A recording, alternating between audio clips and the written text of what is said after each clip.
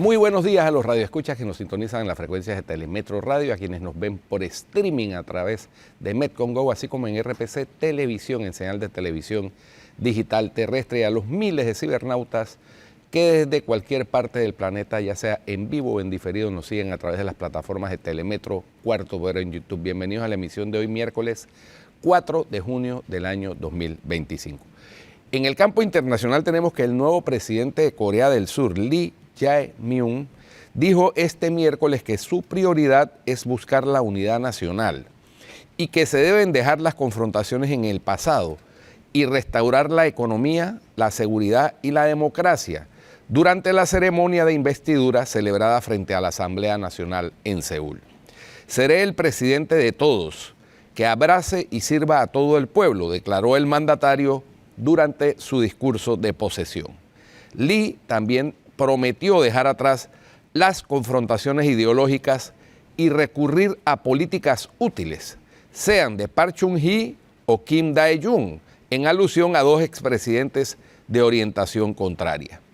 De cara al exterior, el nuevo mandatario apostó por una diplomacia pragmática centrada en los intereses nacionales, en un entorno de transformación de la economía y de la seguridad globales. El nuevo presidente afirmó que reforzará la alianza con los Estados Unidos y dijo que su estrategia de maximizar los intereses nacionales no excluye el diálogo con Corea del Norte. En clave interna y tras la grave crisis política desencadenada por la ley marcial, Lee prometió prevenir cualquier intento futuro de insurrección militar como el que llevó a la destitución de su antecesor, Yoon Suk-yeol. El nuevo mandatario también apostó por reforzar la industria cultural y convertir a Corea en una potencia del poder blando.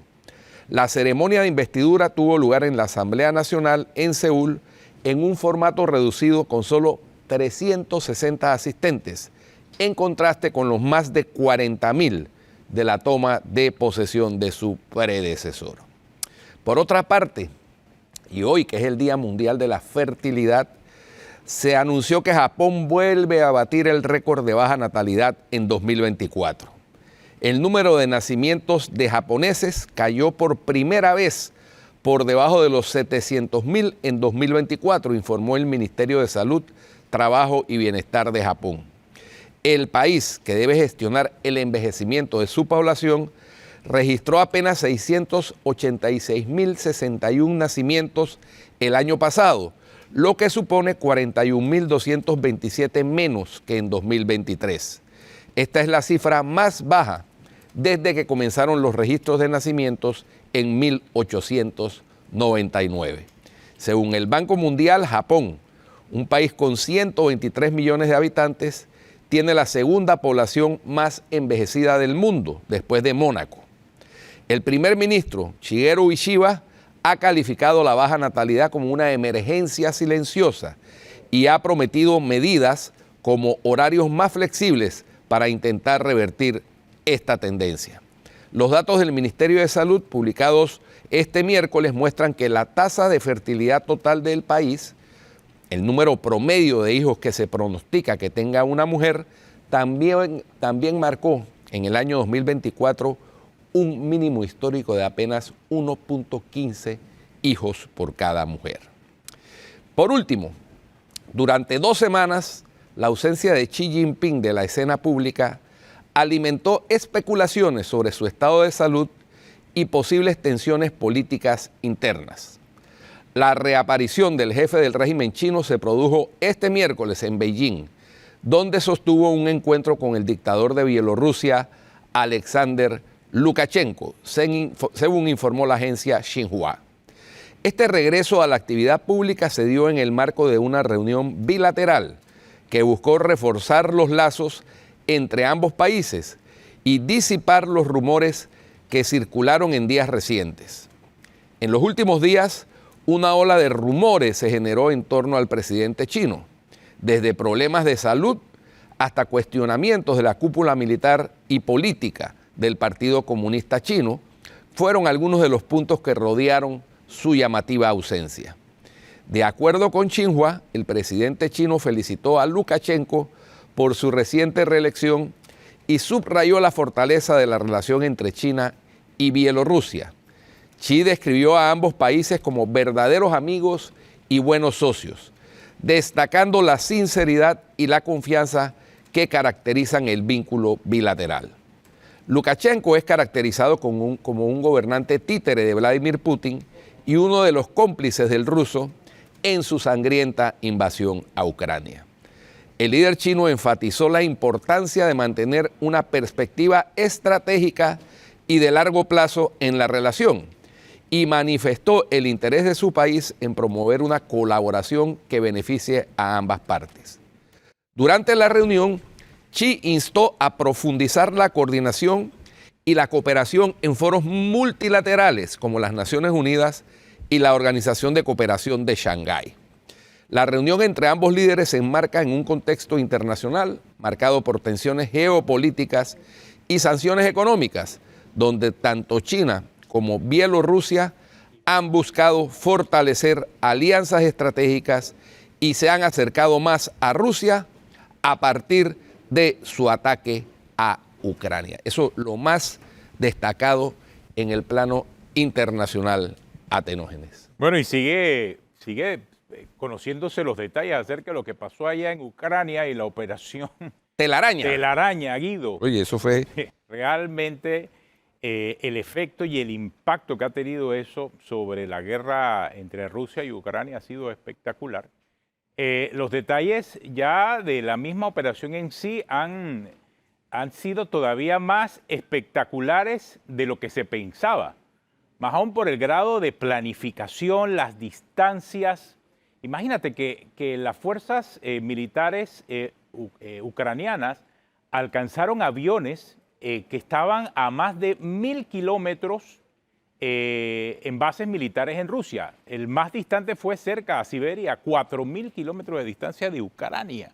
Y tuvieron la capacidad y la inteligencia, porque esto fue una operación no solamente militar, en donde los organismos de inteligencia ucranianos jugaron un rol y un papel importantísimo para poder lograr que esos drones, que en total ya se conoció hasta el número, fueron como 110 drones aproximadamente, 111 drones los utilizados para poder aniquilar, destruir un tercio de la cantidad de bombarderos del gobierno ruso.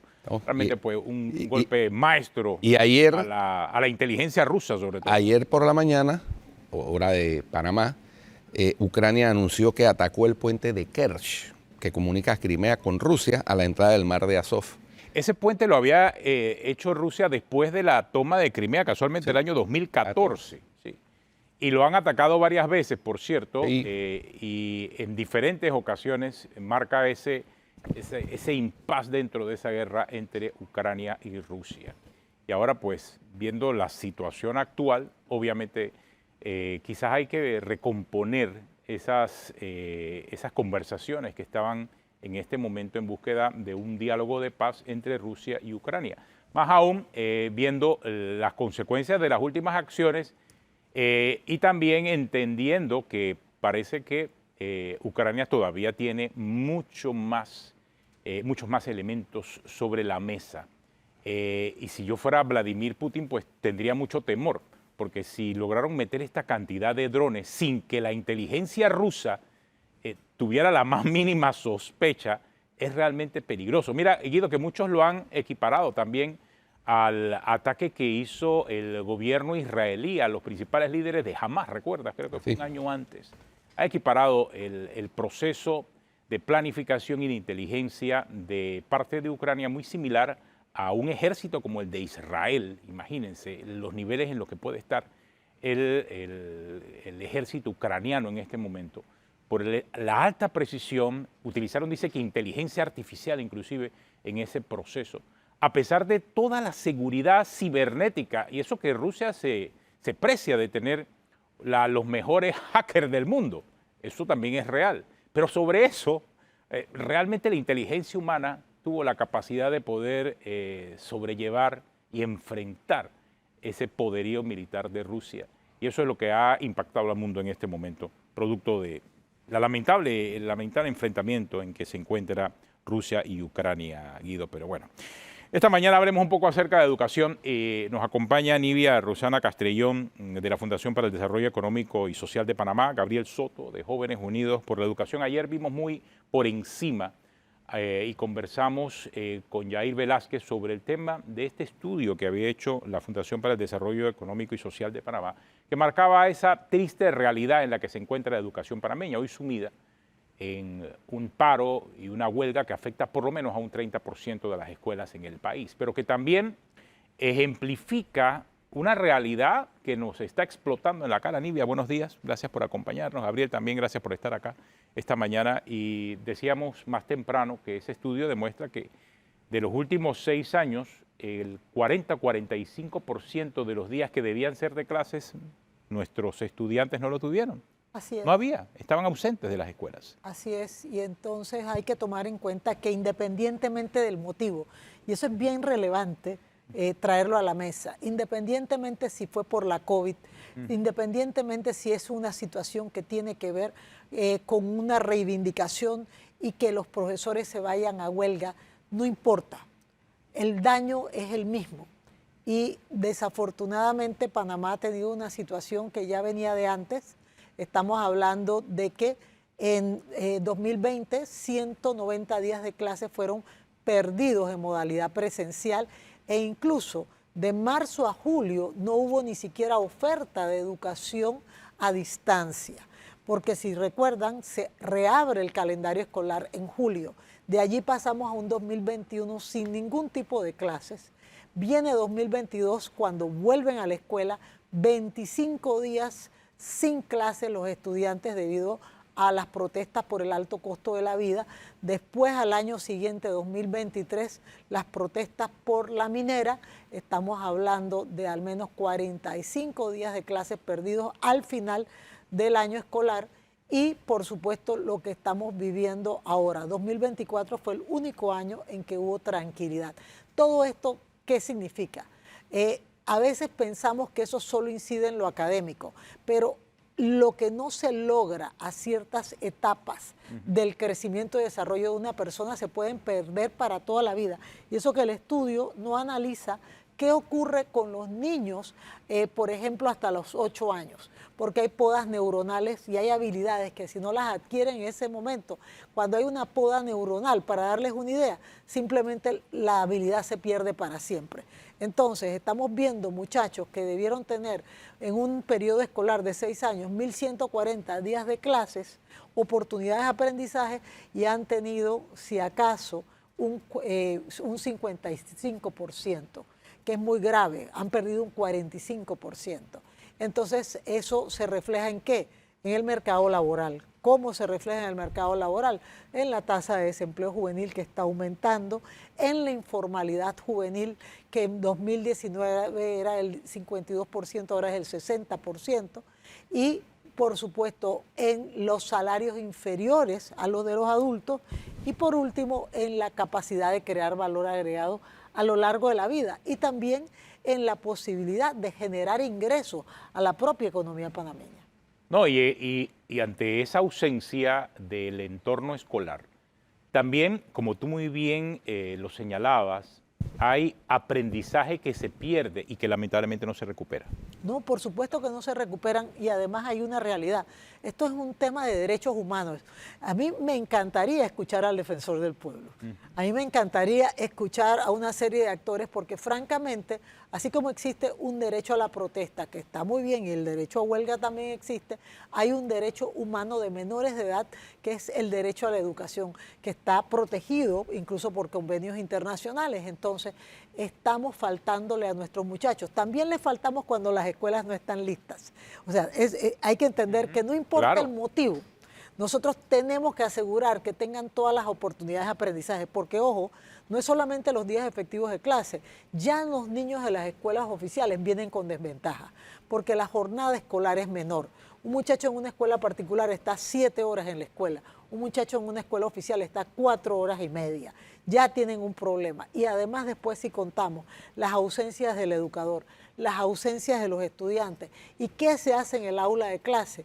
Y ahora tenemos que añadir la variable de si la escuela está físicamente en condiciones para recibirlo, estamos construyendo una bomba de tiempo. Una de los datos que arrojó la investigación y que a mí me llamó poderosamente la atención porque revela pues la indolencia de cada maestro que decide declararse en huelga por el motivo que sea, es el de que las cohortes más afectadas, los grupos de estudiantes más afectados podrían experimentar una reducción permanente de sus ingresos vitalicios entre el 21 y el 28% menos. Así es. Y eso podría traducirse en una pérdida del 4.2% del Producto Interno Bruto Nacional para el año 2035. Casi 800 o sea, millones de dólares. Estamos asesinando el futuro del país. Porque así es. Parece dramático lo que estoy diciendo, pero es así. Estamos inyectándole una letalidad al futuro del país con estas huelgas interminables, por el motivo que sea. Esta huelga lleva ya 4 semanas, ¿no? Y no parece tener solución a la vista. No solamente eso, es que, a ver, nadie está en contra del derecho a protestar. No, son cosas... Sí, es el tema de que, lo que decíamos, oiga, usted da clase en la mañana, dé su clase y protesta en la tarde, y viceversa. Váyase con su bandera. En Japón se ponen su cinta negra y eso es una barbaridad cuando ven un japonés con una cinta negra, pero la gente sigue trabajando. Entonces, ¿cómo entendemos nosotros nuestro derecho a protestar? ¿Está por encima del futuro y de lo que va a ser la vida de una persona? Yo creo que no. Entonces, tenemos que entender que debe haber un balance entre los derechos de los adultos, siempre teniendo en cuenta que es más importante el derecho del menor. Claro, y también el modelo que representan muchos de los educadores entre los estudiantes, porque claro, eso también se suma. Y la verdad, en este instante, o sea, el dime y direte entre educadores, gobierno, padres de familia, no contribuye en nada tampoco al poder mejorar el sistema, porque el diálogo y la discusión, lamentablemente, no es la mejor. Es más, tenemos un diálogo prácticamente de patio limoso, en donde los propios educadores terminan no solamente insultando a las autoridades, menospreciando a las autoridades, discriminando a las autoridades, porque aquí hemos visto de todo, no solamente en redes sociales, en la realidad, en cada una de las protestas. Entonces, eso tampoco contribuye a lo que se quiere conseguir con la educación. Porque todo esto es parte de esa experiencia educativa de ese niño, de ese joven que se está formando, y eso es lo que está viendo reflejado. Yo creo que algo que sí me gustaría recalcar es que aquí sí es algo muy dramático lo que está pasando, pero es una realidad. A mí, me acabo de graduar de una maestría en ciencia de datos y como científico de datos me gusta contar historias. Y con este reporte, la historia que estamos redactando en Panamá es tanto una historia de drama y una historia un poco de terror en la educación en Panamá, porque, como ya hemos dicho, la educación tiene que ver con derechos humanos. Si nosotros al joven lo estamos privando del derecho humano a educarse, le estamos privando al derecho humano de una vida digna, de un trabajo digno, de salud, de una buena ubicación donde vivir. Y esto es un efecto dominó, porque si el estudiante no tiene las habilidades correctas para poder desarrolladas en la escuela, no va a poder aplicar un buen trabajo en un futuro. Si no tiene un buen trabajo en el futuro y no tampoco cotiza en la caja, no va a poder tener una buena jubilación. Todo esto es un efecto dominó. Y lo que más me gusta de este estudio es que no son cosas que nos imaginamos, son datos reales. Por ejemplo, por cada 100 días que el estudiante no está en el aula de clases, la informalidad aumenta en un 1.59%. Ojo, esto no es igual para todos los panameños, para todas y todos, sino, por ejemplo, para las mujeres son más propensas a caer en la informalidad en un 7% mayor que en los hombres, que es un 3 o un 4%. Y a esto nos da una visión de hacia dónde tenemos que aplicar, hacia dónde tenemos que traer las soluciones para este problema. Porque el impacto, sí, empezó en el 2020 con el COVID, pero el impacto lo estamos viendo progresivamente y cada cohorte el muchacho que estaba en séptimo en el 2020, el muchacho que estaba en décimo en el 2020, la vive de diferentes maneras. Por ejemplo, el de séptimo, que es el que más tuvo impacto a partir de este reporte, él prácticamente no tuvo clases en secundaria. 40% del tiempo no estuvo en clases. Es cierto. O sea, eso, hay que ponerse eso en la cabeza y pensarlo como que si yo estuviese en la escuela y 40% de mi secundaria yo no estuve, ¿qué aprendí? ¿Qué le estamos dando a ese joven? Él hoy día está aplicando los trabajos y hay que preguntarle, ¿cómo te está yendo? Pero ¿sabes qué? En el estudio podemos encontrar encuestas que le hicimos a los empresarios y muchos de ellos hablan de falta de habilidades de cómo expresarse bien, falta de habilidades en matemáticas, habilidades complejas que uno aprende en secundaria. Y ojo, no solamente es el de séptimo, como mencioné, también el de décimo. El de décimo tuvo un impacto en orientación vocacional, en ingreso universitario. Y hay estadística que te habla de que hubo una reducción en los puntajes de las pruebas que aplica la UTP, por ejemplo, de aptitudes. Un 15% menos. Eso ya nos da indicios de qué es lo que está pasando y de qué es lo que va a pasar con ese joven. Porque ese joven no es el futuro, es el presente del país. Él es el que va a dar productividad al país. Pero si no le dimos las herramientas hace 6 años, ¿qué estamos haciendo con el país? Lo estamos llevando, encaminándolo hacia un pique, un déficit en el PIB, un déficit en los salarios que estos jóvenes van a adquirir en el futuro, porque está en la data. Es que estamos hablando de una generación que realmente ha perdido una enorme cantidad de días de clases, es verdad, ese es el punto. Y las consecuencias las vamos a comenzar a vivir, las estamos viviendo ya, comenzando por allí. Ayer nada más fuimos testigos de lo que estaba pasando en el Chorrillo y todo el mundo ponía el grito al cielo, pero es que y cuando veías las edades y cuando veías las personas y los individuos involucrados, eran jovencitos. Algunos quizás podían llegar a los 15 años, pero ya estaban involucrados en este tipo de hechos. Y es cuando sumamos, vemos la cantidad de días en donde hubo ausencia completa de clases. No hubo interacción en ese círculo escolar, que en áreas vulnerables, como el caso del Chorrillo, se hace imperativo la presencia de ese joven en un aula de clases. Pero por supuesto, porque mira, el estudio no entra a considerar la incidencia con todo lo que tiene que ver con la violencia, con la delincuencia, con los menores infractores.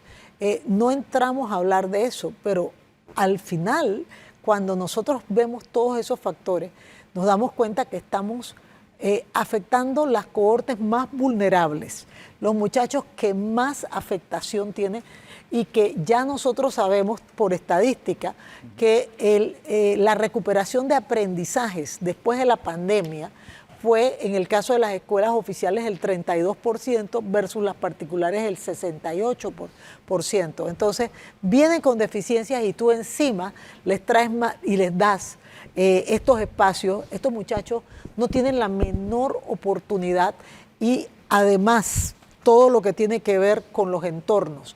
Muchacho que está en la escuela es muchacho que está resguardado.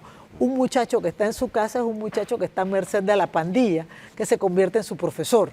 Y eso tampoco puede ser, y eso tienes toda la razón, Atenógenes. Lo contradictorio de toda esta situación que estamos viviendo con las escuelas oficiales y esta suspensión de clases, es que los dirigentes que están en esa actividad alegan que si bien a ellos no los afecta la ley de la Caja del Seguro Social, porque ellos tienen su legislación propia, tienen su PRA, tienen todo ese tipo de beneficios que no tienen el resto de los ciudadanos, están luchando por la jubilación de esos estudiantes que están perjudicando por otra parte con la precariedad de la formación que conlleva la precariedad de la remuneración que pueden obtener esos muchachos cuando salgan a la vida laboral y por supuesto va aparejada la precariedad de las pensiones cuando lleguen a la edad de jubilación. Entonces hay una contradicción de fondo inexplicable.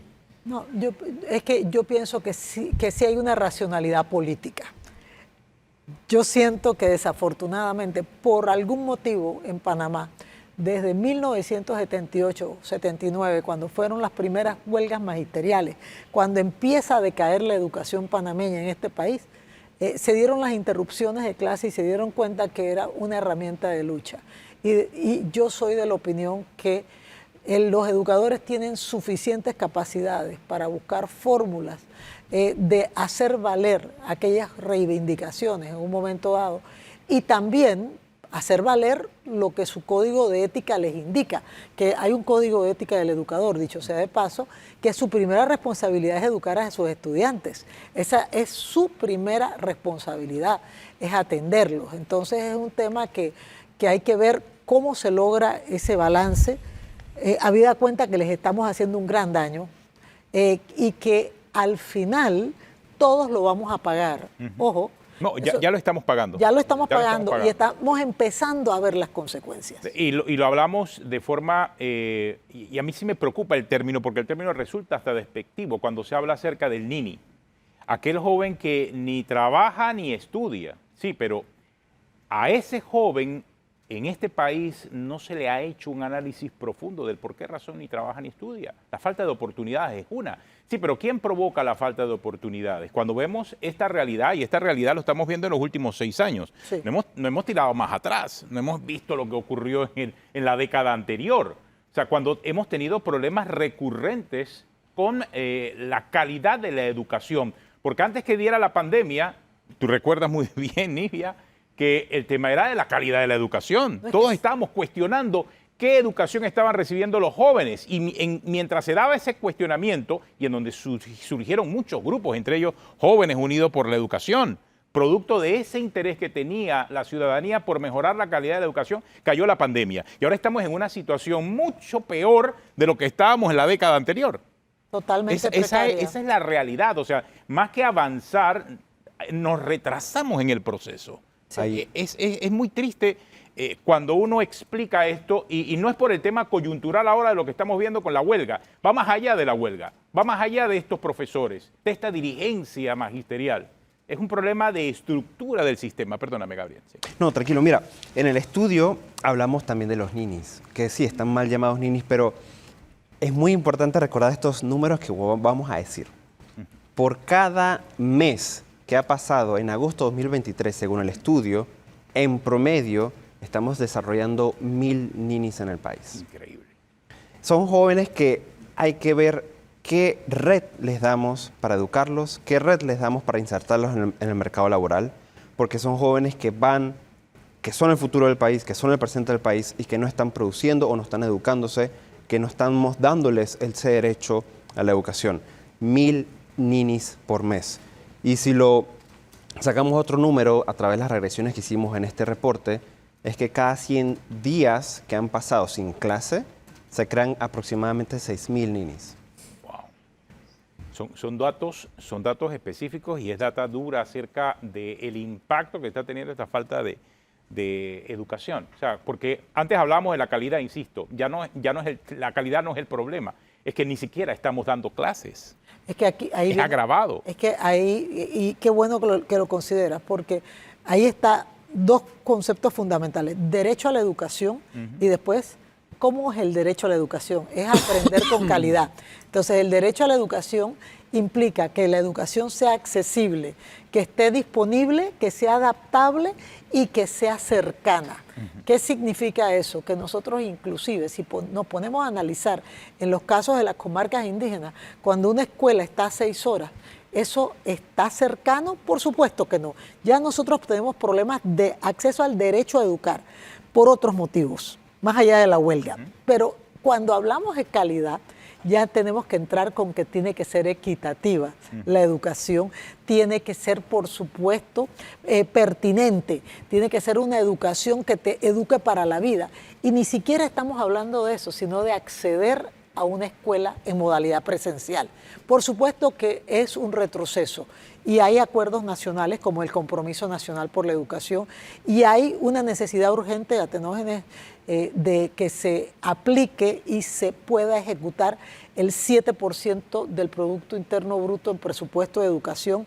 Hay programas para recuperar los aprendizajes, deben prenderse las plataformas, deben estar a disposición de los estudiantes, porque está bien, el profesor no está yendo a la clase, pero ¿por qué no darles también otros elementos para garantizar el derecho derecho a la educación, que eso sí lo puede hacer el MEDUCA, y eso es relevante. Pero tú has mencionado el tema de la equidad. Y no sé, yo creo que también hay que revisar ese elemento en el estudio que ustedes realizan, porque ahora mismo lo que yo veo, al igual que en la pandemia, los más afectados resultan ser los estudiantes de escuelas oficiales. Los más vulnerables. Porque en las escuelas particulares, perdóname, estaban preparados, había plataformas, había método de enseñanza. Muchos de ellos, cuando llegó la pandemia, ya eran estudiantes de escuelas que ni siquiera utilizaban papel. Los libros eran todos digitales.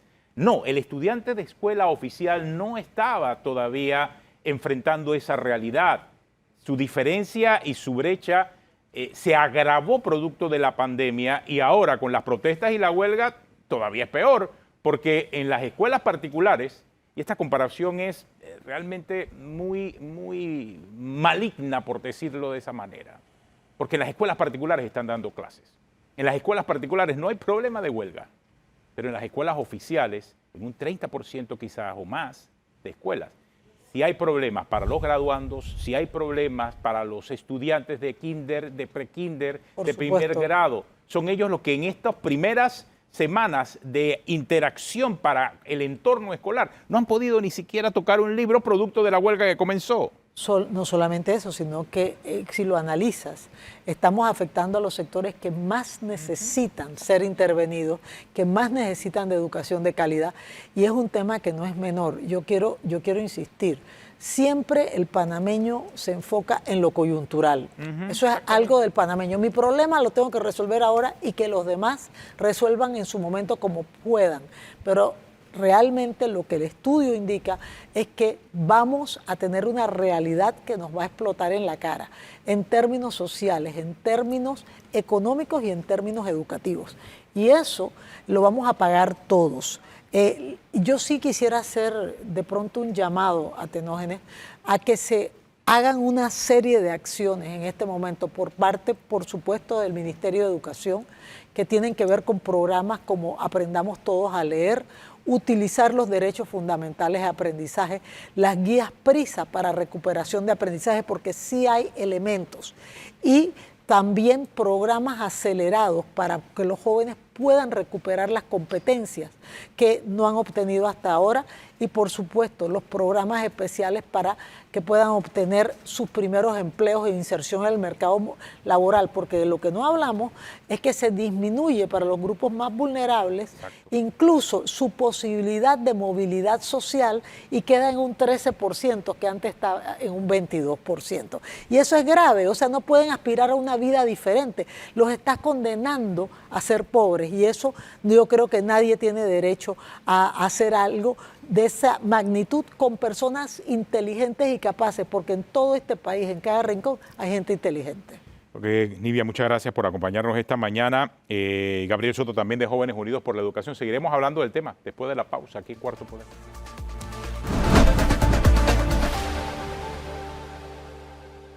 Bueno, continuamos aquí en Cuarto Poder. Seguimos hablando acerca de este tema de la educación. Se queda con nosotros Gabriel Soto, de Jóvenes Unidos por la Educación. Estábamos revisando el efecto de la pandemia, de los paros y la huelga en los últimos 6 años en la educación. Y hablábamos claramente acerca de la falta de equidad, o sea, de la brecha que cada vez se abre más entre escuelas oficiales y escuelas particulares. Porque las escuelas particulares, insisto, estaban mejor preparadas para la pandemia y estuvieron mejor preparadas para la pandemia. En las escuelas particulares había plataformas. Es más, las escuelas particulares tuvieron la oportunidad en algunos casos hasta de iniciar clases antes de la pandemia. ¿Por qué? Porque se organizaban mejor, porque en medio de la pandemia tenían la oportunidad de ir a dar clases, de establecer límites, menos estudiantes por salón, una oportunidad que se negó completamente a los estudiantes de escuelas oficiales. Y eso como una crítica post-pandemia, obviamente, de lo que ocurrió. Todo eso está provocando una división y una brecha que se agranda con cada paro, con cada protesta, porque muchos de los educadores que quizás sí trabajan en escuelas particulares, allá sí van a trabajar, pero en la escuela oficial no lo hacen. Y algunos están de repente en turno matutino en una escuela particular dando clases, pero en la tarde están en paro en una escuela oficial. Y eso resulta pernicioso y ofensivo para el sistema, para el ciudadano común que paga sus impuestos y que espera recibir clases en una escuela oficial, una escuela del Estado. Y creo que eso es lo que más puede provocar mayores diferencias entre esa calidad de la educación en Panamá, Gabriel. Sí, estás en lo correcto porque mira, algo que tenemos que tener muy en cuenta es que antes de la pandemia, Panamá no era equitativo, Panamá no era igual, era muy desigual.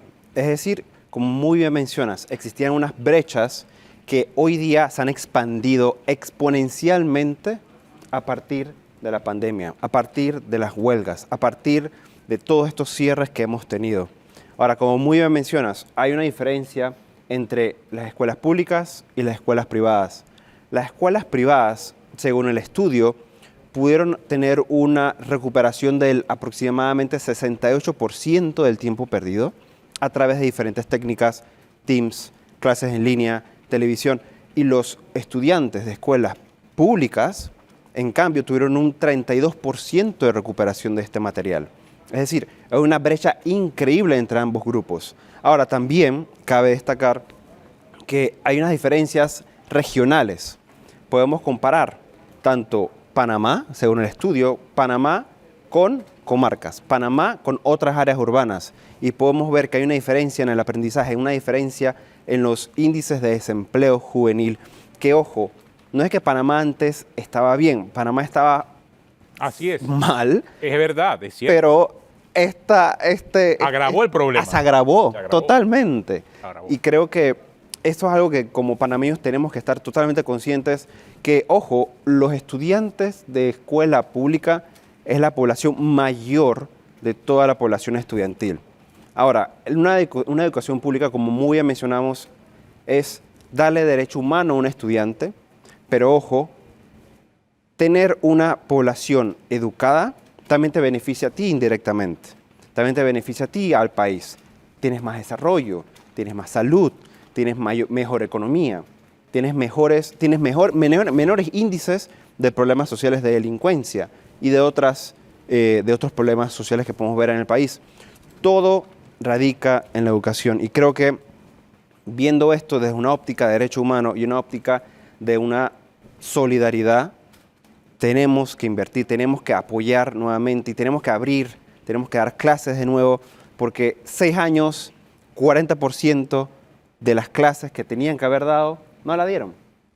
Ahora, Gabriel, a raíz de la pandemia, el sector educativo desarrolló herramientas. Si bien en los colegios particulares se desarrollaron más herramientas y quizás mejores herramientas, también el sector público desarrolló herramientas para hacerle frente a situaciones como la que se vivió en la pandemia. Está, por ejemplo, Esther, ¿no?, que es conocida, y otras herramientas. En su momento en el gobierno de Laurentino Cortizo estaba Estrella. Entonces, la pregunta que yo me hago es, si esas herramientas están ahí, ¿por qué no se han puesto en funcionamiento en una situación como la que estamos, que parece que no tuviera solución a corto plazo para agravar más aún el problema? Creo que allí podemos estar hablando un poco de capacidad institucional para implementar estas soluciones, porque otra solución que también se me viene a la mente es ATAL, aprendamos todos a leer, que para mí es una de las primordiales porque ayuda a los estudiantes a obtener las habilidades de lectura comprensiva, que son muy importantes para luego aprender otro tipo de habilidades, matemáticas, ciencias, biología, que para mí una de las falencias que tiene el sistema educativo panameño o público radica en la capacidad institucional para implementar estas herramientas, porque muchas veces podemos ver que se da, vamos al BIT, por ejemplo, que ATAL se creó con el BIT, se hace la cooperación técnica, se obtiene la herramienta, se desarrolla todo muy bonito, primer mes, un año, pero ¿qué pasa? A veces esos proyectos se caen porque no existe la capacidad institucional para poder continuarlos, no existe la capacidad, la voluntad política para continuar estos proyectos que para mí son muy importantes, que se tienen que continuar. ¿Existen las herramientas? Sí. Hay que rediseñarlas también, porque existen programas como Aprender Haciendo, que trata de insertar a los jóvenes en el mercado laboral. Ahora, hay que ir analizando cómo este programa está enfrentando las diferencias que vemos en género, por ejemplo. porque en el estudio, no lo estoy inventando yo, lo dice la data, en el estudio se dice que para las mujeres hay un 7.8% más de caer en la informalidad versus un 4 o un 3.2, disculpa, con los hombres. Son datos, son rediseños que hay que hacer en estos programas para que puedan ser mejor implementados hoy y en el futuro. No sé si hay otros elementos también, porque tú muy bien lo señalas. Antes de la pandemia, la discusión giraba en torno a la calidad de la educación. Es más, hubo antes de la pandemia discusión en torno al salario de los profesores y maestros en Panamá. Y se hicieron avances importantes en cuanto al pago y el salario de los educadores en Panamá, porque los propios gremios decían que esa era una de las razones por las cuales estábamos atrasados. Los mismos gremios decían que un maestro con un salario por debajo inclusive de los que pagaban nuestros países vecinos, Colombia y Costa Rica, no tenía la capacidad de poder enfrentar un mejor sistema ni mejorar en esa calidad de la educación. Entonces, pasaron años, hubo un nivelamiento salarial del propio profesor y el propio docente panameño, y hoy en día la discusión que hay y la principal queja de los docentes no gira en torno al salario, porque esa no es la razón por la cual hay huelga y hay paro, sino gira en función de una ley, que es la ley que reforma la Caja de Seguro Social y que inclusive al propio gremio docente no lo ataca en nada, no lo afecta en nada. Pero ellos hablan en función de un futuro del educando, del niño, del joven, del adolescente que ellos están formando. Pero en el proceso de la búsqueda de esa solución están deformando el sistema y esa es lamentablemente la consecuencia. Un sistema que ya venía deformado. Entonces nos enfrentamos a una disyuntiva muy perversa porque, Gabriel, ¿de qué forma se puede equiparar primero el sistema entre escuela oficial y particular? No sé si se podrá hacer. Y segundo, ¿cómo nivelar, después que puedas equiparar el sistema internamente, la calidad de la educación para llevarla a los estándares mundiales? Es una tarea muy difícil si no podemos lograr un consenso entre Estado, docentes, escuelas particulares y oficiales de Panamá, ¿no? Yo creo que tenemos que comenzar con medir, entender qué es lo que está pasando, y eso te lo dan las pruebas internacionales. La prueba PISA, que esa prueba realmente me encanta, porque no solamente es una prueba de matemáticas, ciencias y lenguas, sino que también es una encuesta que le hacen a los maestros, al staff o a los administrativos de la escuela e incluso a los padres y a los estudiantes. Tú tienes un panorama completo de todo lo que está pasando en el contexto del estudiante, porque no solamente es lo que aprende el estudiante en el aula, sino cómo lo aprende, cómo va al colegio, qué tan lejos está el colegio, come antes de ir a la escuela, no come antes de ir a la escuela. Lo primero es medir para poder equiparar cómo está la educación pública versus la educación privada en Panamá. Y lo primero es medir, porque si no entendemos dónde estamos, no entendemos qué es lo que nos falta, ¿qué vamos a hacer?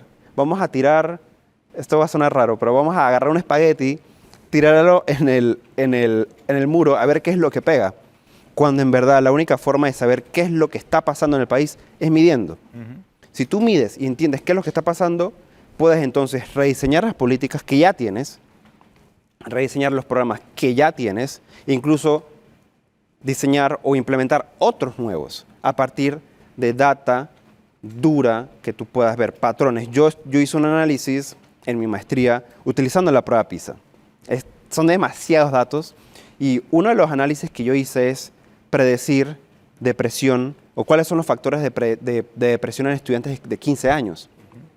O sea, eso es una pregunta muy específica que logré responder a través de la prueba PISA, pero hay 1 millón de cuentos, 1 millón de historias que podemos contar a través de la data. Ahora, algunos han dicho que, porque todo esto que está planteando Gabriel es cierto, pero eso es suponiendo que estuviéramos en una situación de normalidad, normal, claro. De normalidad, pero estamos en una situación de anormalidad con las escuelas públicas paradas, la mayoría de ellas. Entonces, ¿cómo se hace para, por lo menos en esa desventaja de este año, lograr equiparar en el tiempo de clase a los colegios particulares. Alguien sugirió, hombre, sencillo, no vamos a vacaciones cuando se reanuden las clases porque ya se tomaron anticipadamente, ¿no? No sé qué tan viable sea eso, pero ciertamente los profesores llevan 40 y tantos días, ¿no? Sin dar clases. Entonces, y exigen que se les pague el salario, como si estuvieran prestando el servicio. Sí. Si yo no voy a la empresa, a mí no me pagan. Yo digo que la primera solución es el día de mañana ir a clase. Tenemos que hacer un llamado a la atención de comenzar a dar clases ya. No mañana, no la próxima semana cuando empecemos a conversar, que si el diálogo, que si la mesa de trabajo, no. Es mañana comenzar a dar las clases, porque si yo como docente realmente me preocupo por el futuro de mi estudiante, yo voy al aula de clase, porque yo sé que allí yo le estoy dando las herramientas al joven para poder pelear en el futuro, para poder tener un mejor trabajo. Es para mí dar clases mañana y si se tiene que hacer, extender las horas por día, extender tal vez el calendario escolar, pero algo se tiene que hacer es ya. Creo que es un tema urgente que tenemos que tomar en consideraciones ya. Tomar clases mañana, si es posible. Tenemos una pausa, Gabriel, ya regresamos. Esto es Cuarto Poder y hablando acerca de la situación de la educación en Panamá.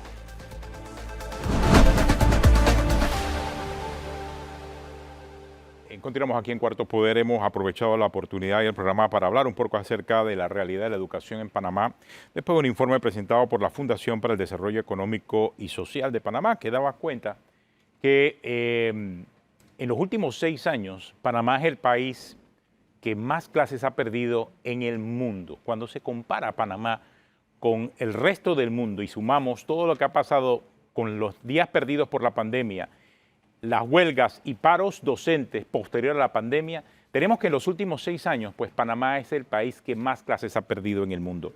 Es una realidad, un trabajo que realizó la Fundación para el Desarrollo Económico y Social de Panamá, Gabriel Soto, de Jóvenes Unidos por la Educación, nos ha permitido dar el contexto acerca de eso. Pero hay algo más, Gabriel, porque sabemos ya las cifras, pero ¿cuál sería la recomendación o el consejo a seguir para ver de qué forma podemos revertir los efectos de lo vivido en estos 6 años? No sé si han pensado en eso, no sé si el estudio ha pensado en eso también. Sí, sí lo pensamos. Creo que no hay que inventar la rueda. La rueda tal vez hay que mejorarla un poquito, pero no hay que reinventarla. Hay programas como PRISA, hay programas como Aprender Todos a Leer, programa tal. Hay también retomar, por favor, la prueba PISA. Y también hay rediseños que podemos hacer en el programa de Aprender Haciendo, donde ya podemos tener mejores consideraciones de a qué tipo de estudiantes, qué tipo de jóvenes incluimos en estos programas, basados en qué tipo de región fue más afectada. Mujeres fueron más afectadas en esta área, hombres fueron más afectados en esta área. Son rediseños que hay que hacer, programas que ya existen, que hay que seguir metiéndole dinero, implementarlo, ejecutarlo y medirlo. Ahora, con PISA, con la prueba PISA, retomarla, porque eso nos va a indicar dónde estamos parados e incluso podemos hablar de incentivos fiscales para empresas que contraten a jóvenes, pero de manera formal, para que ya inicien ellos en el sistema del Seguro Social, para que ellos ya estén amparados bajo las protecciones sociales, protecciones educativas que necesitan. Creo que esas son las recomendaciones que hacemos en el estudio. De nuevo, PRISA, PISA, porque PRISA, muy importante, nos da no solamente herramientas de innovación de cómo el colegio tiene que implementar las clases, sino también les da material a los docentes, material pedagógico al docente, que es necesario. Porque aquí, en el contexto del proceso enseñanza-aprendizaje del estudiante, no solamente es del aprendizaje del estudiante, también hablamos de la enseñanza, de la calidad del profesor. Así que, de nuevo, PRISA, PISA, ATAL e inclusive incentivos fiscales para empresas que contraten jóvenes. Es que en el caso panameño se alcanzó un compromiso nacional por la educación, sí. Una iniciativa que buscaba casualmente mejorar la calidad y la equidad del sistema educativo. Claro, pero estamos hablando de la década pasada. Ahora nos enfrentamos a una nueva década y en los últimos 6 años, en los primeros 6 años de esta nueva década, la realidad se agravó. Y ese es el punto. Sí, mira y el compromiso nacional por la educación está allí. Sí. O sea, es parte de. Y se supone que era un compromiso permanente. Claro. No que terminaba en el año 2000. Así es. ¿No? Se seguía hacia adelante. Así es. Y que buscaba, entre otras cosas, un logro alcanzado, el tema de la utilización del 7% del Producto Interno Bruto para el presupuesto educativo del país. Cosa que también se ejecutó ya y se está en proceso de desarrollo, ¿no? Correcto. Y yo creo que gracias por traer el Compromiso Nacional por la Educación, porque es un documento que nos dice, porque lo que estamos viendo hoy no es nuevo, es, como lo mencionamos anteriormente, son diferencias que ya existían, que han sido exponencialmente incrementadas, pero el Compromiso Nacional por la Educación implementa y da recomendaciones para poder tener una equidad en la gestión de la educación y una equidad en la calidad de la educación. Y son cosas que en su momento, cuando se implementó este documento, ya lo estaban viendo. Creo que, nuevamente, no inventamos la rueda, implementar también el seguir con la implementación del CNE. Creo que son guías, Panamá tiene demasiadas guías, demasiados documentos, demasiadas concertaciones que hemos hablado con varios grupos y diálogos. Ya sabemos que a dónde tenemos que ir, ahora es hacer, implementar. Es verdad, diálogos es lo que ha sobrado en los últimos 20 años por lo menos. Compromisos existen y ahora pues es el momento de entregar y ver de qué forma ante esa realidad que ustedes muy bien han planteado se puede salir adelante. Muchas gracias, Gabriel, por acompañarnos. Gabriel Soto, de Jóvenes Unidos por la Educación. Más temprano estuvo Nidia Rosana Castellón, de la Fundación. Que casualmente se fue a una reunión del COPEME. Casualmente, sí, está en una reunión del COPEME, por eso tuvo que salir más temprano del programa. Muchas gracias por acompañarnos. Gracias, Gabriel. Gracias. Sí. Se nos acabó el tiempo. Si usted sigue en Telemetro Radio, siga con los muchachos del brunch y en RPC Televisión la programación regular. Hasta mañana.